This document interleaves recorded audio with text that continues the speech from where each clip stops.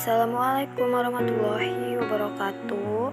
Perkenalkan, nama saya Ayulista dari Pendidikan Sejarah Universitas Sultan Agung Tirtayasa. Di sini saya akan menjelaskan mengenai masa pemerintahan Johannes van den Bosch. Nah, siapa sih Johannes van den Bosch ini? Johannes van den Bosch ini adalah seorang gubernur jenderal Hindia Belanda yang ke-43. Ia memerintah antara tahun 1830 sampai 1834. Pada masa pemerintahan Van den Bosch, terdapat sebuah kebijakan yang diterapkan di Indonesia, yaitu kebijakan sistem tanam paksa. Latar belakang sistem tanam paksa yang pertama yaitu di Eropa, Belanda terlibat dalam peperangan pada masa kejayaan Napoleon sehingga menghabiskan biaya yang besar.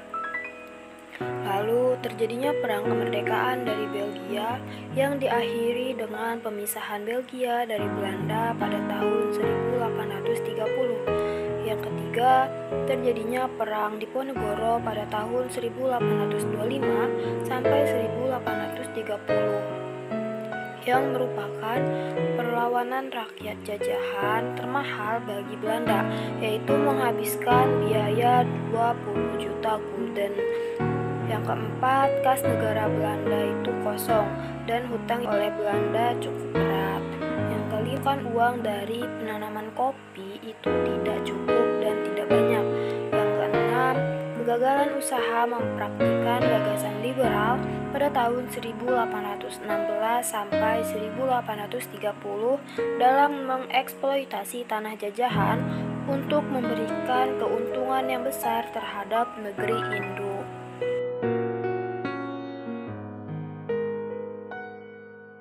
Aturan sistem tanam paksa yang pertama itu setiap penduduk wajib menyerahkan 1/5 dari lahan yang ditanami tanaman wajib yang berkualitas ekspor. Yang kedua, tanah yang disediakan untuk tanah wajib dibebaskan dari pajak tanah. Yang ketiga, hasil panen tanaman wajib diserahkan kepada pemerintah kolonial Belanda.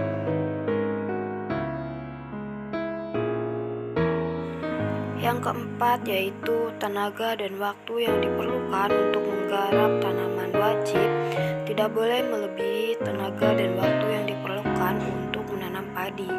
Yang kelima, jika terjadi kerusakan atau kegagalan panen menjadi tanggung jawab pemerintah.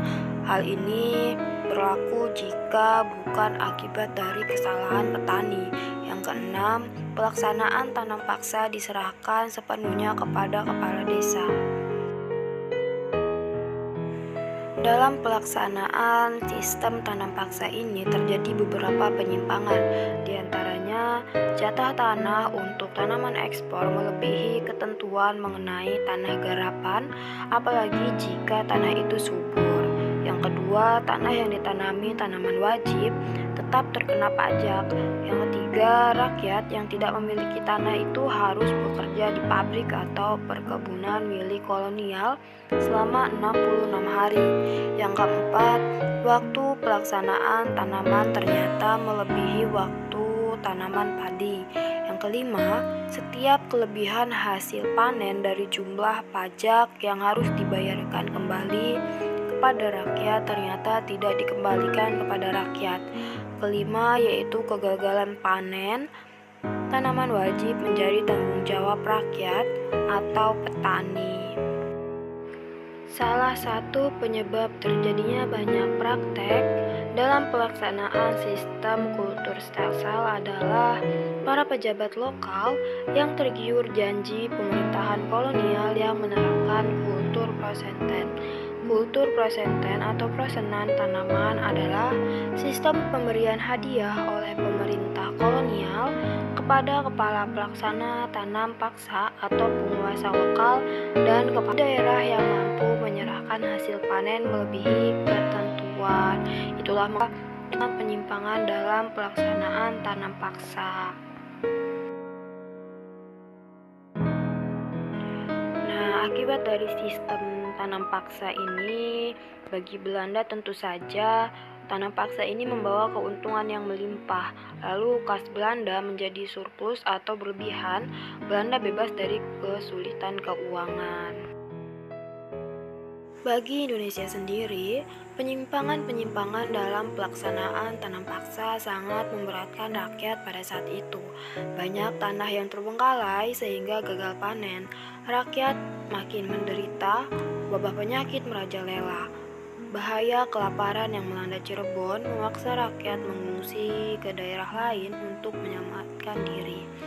Lalu ada peristiwa kelaparan hebat di Gerobogan sehingga banyak yang mengalami kematian dan menyebabkan jumlah penduduk yang menurun tajam. Pun di balik itu semua, rakyat Indonesia mengenal teknik menanam jenis-jenis tanaman yang baru. Rakyat Indonesia mulai mengenal tanaman dagang yang berorientasi pada ekspor. Terima kasih. Wassalamualaikum warahmatullahi wabarakatuh.